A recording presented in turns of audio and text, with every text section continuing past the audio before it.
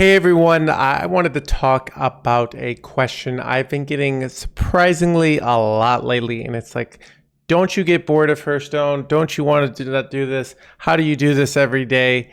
And there's just this weird, almost just complete like astonishment that somehow I can sit down and play Hearthstone for 8 hours.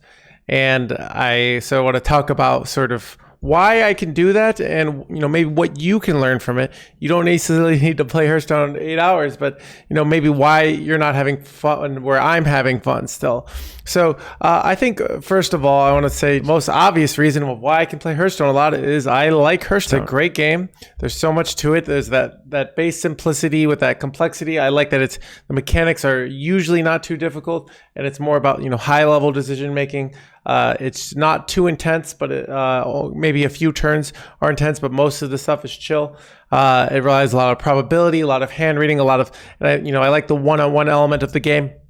So it's a great game. And so it's a thing of, at the end of the day, that matters. So it's a thing of, I do like Hearthstone. I think some content creators or player people must give the impression that they hate Hearthstone, yet they keep playing it. It's like this weird drug addiction where, I know I used to be, go play poker professionally. And I remember I got a free bet from like a roulette table. So, I get it because it's free money. You just have to sit there and not betting. And everyone at the table just seemed so miserable. And I'm like, why are you guys here? But they just have that, it's almost a compulsion. So Hearthstone is not a compulsion. For me, it's the way like a gambling would be for some people. It's a fun game to play. Two, I want to talk about the second reason why I probably have, more fun than you or don't get bored is I can have fun losing. Yeah. What a garbage. Chat. Son of a god. I think that's a big thing that people need to work on, and it really hurts them where they only have fun winning. They have fun when they're beating, and when they're losing, they're mad. They feel they deserve to win. And I'm gonna let you know this: you don't fundamentally deserve to win.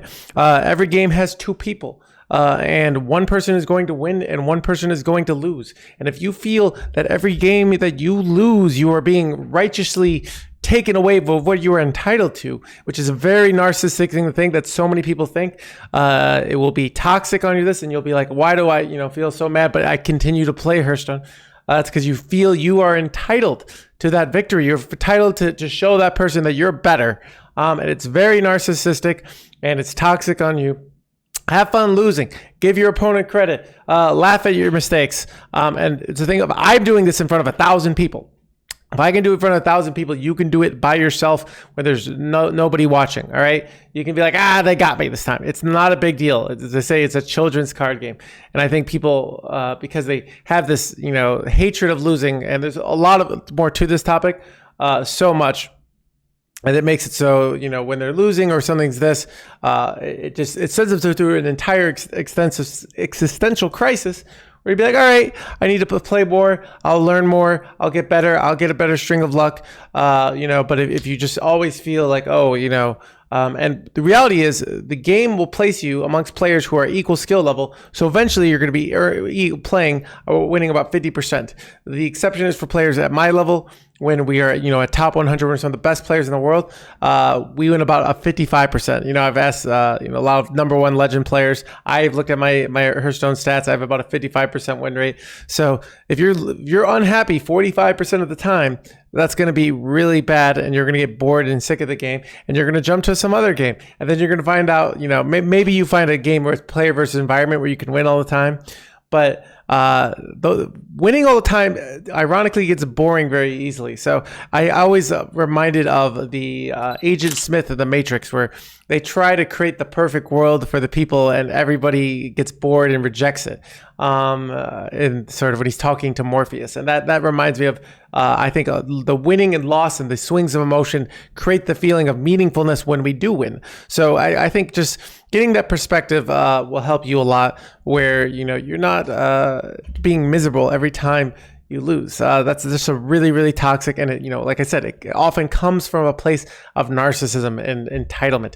And you're not entitled to win. Only one person wins every game, and if you can never have fun, like I said, it's just going to be very toxic. You're going to be, getting, that's why people, add people. You always see the messages and say, "Why are you playing the deck?" They say all this toxic stuff because they feel they are better than you and they deserve to win. So get that nonsense out of your brain, and start learning to enjoy the losing and have fun, have a laugh. You can have a good game and still lose. Next, the reason I don't get bored is there's always something to learn. And I think this is the thing of, if we kind of master games very quickly or anything very quickly, it's very easy to get bored. And I think people will just kind of start doing things and they won't be looking for new ways to improve. So, there's so many ways you can improve. Like, what is my opponent going to do? Start picking about their hand, thinking about multiple turns ahead, thinking about, maximizing damage likelihood, thinking about maximizing, what's the likelihood I can get lethal, thinking about multiple lines of outs and thinking which one to have the highest probability, thinking about overall macro strategies to win. And when you're playing, if you're looking and you're saying, oh, that felt good, or that didn't seem so good, or maybe I should have done this, and you're always adjusting, and you're always this. Then all of a sudden, Hearthstone is something you can be engaged in because there's something to do to master. And I think some people, they always are looking for that novel experience of something that, this is completely new to them. And they will jump from thing to thing to thing. And, with your free time, that's probably fine. If you want to, play 2 game hours here, game to this day, and then 2 hours a game this day. But if you enjoy, like myself, being good at something, and that's one of the fundamental joys of life is mastery and like getting good at something and having that understanding, it's so important to just keep doing that thing. And so if you have a way of, when you're playing, of like learning and adjusting and making mistakes and then adjusting, that's very, very rewarding. And I won't get that if I just have this like, well, I only play for a little bit, and the moment I get slightly bored. So I think a lot of people don't have that. They play and then all of a sudden they hit a wall. Instead of having, fight through that wall, they just want the new novel thing. And I think, at the end of the day, it's a video game. But if you're doing that in everything in your life, it's going to be, I think you're missing out. I'll just say that much. So yeah, that's sort of me as a player, why I'm less likely to get bored. And then there's the professional side. And I think I'm playing Hearthstone professionally right now. We'll see how long this lasts. If if the game does, streaming, competing, content creating, coaching. And what does that mean? If you have a job, you got to show up. And I read this book a long time ago that wasn't useful at the time because I was just sort of in a job that it had positive quality traits, but it wasn't really what I wanted to be doing long term. The War of Art, and it was about like resistance, of you have this resistance to the things you need to do, and also they talk about showing up to work and being like, this is your passion. It means you show up every day. It talks a lot about writers, where it's just like writing, you have to just show up and write and, know that it might stink and you just have to do it. And you can't just like wait for this glorious inspiration, this glorious feeling. You have to develop these habits. I definitely do this with, the gym as well, where it's like, I go to the gym every day when I don't feel like it. And one of the things I've developed a habit is I go to the gym and then I allow myself, if I go to the gym and I just so don't feel like it, I go take I go in the steam room, I take a shower and call it a day. But I said I had to go to the gym. And even with streaming, if I really don't feel like it, I'm like, all right, if it's really, really day, I'm exhausted. Maybe I say, all right, I'm going to stream 3 hours. And then if I don't feel like it, I will quit.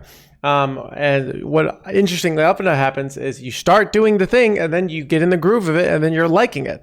And then so we a lot of us look for our emotions to change and use that to change our actions. But I look at the opposite. If we change our actions, often our emotions will change. There's a great TED talk, I think, where they call it, where they talk about power poses, where they literally put their body in a big position to make themselves feel more confident and feel like they take up more space. And I think sometimes, maybe we're feeling unconfident or unsure, so we make ourselves small.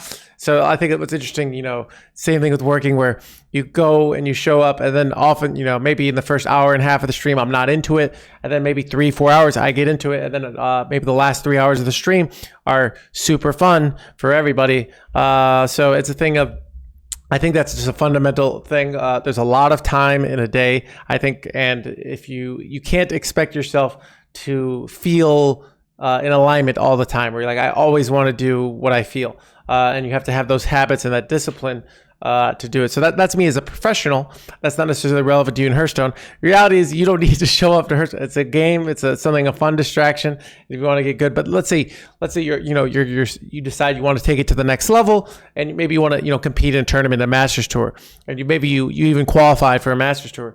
Well, maybe you say, all right, I want to get 25-30 hours in this week of Hearthstone to prep for the Masters Tour, and maybe you've played this certain amount and you're tired. You say, well, I'm going to do it anyways for a certain amount of time because I'm prepping to do well in the Masters Tour. And if you do well in the Masters Tour, you can make $500+ very easy from the comfort of your home. So it's a not even a bad return on investment, but it's a thing of that does turn that into that job element because you're a professional now.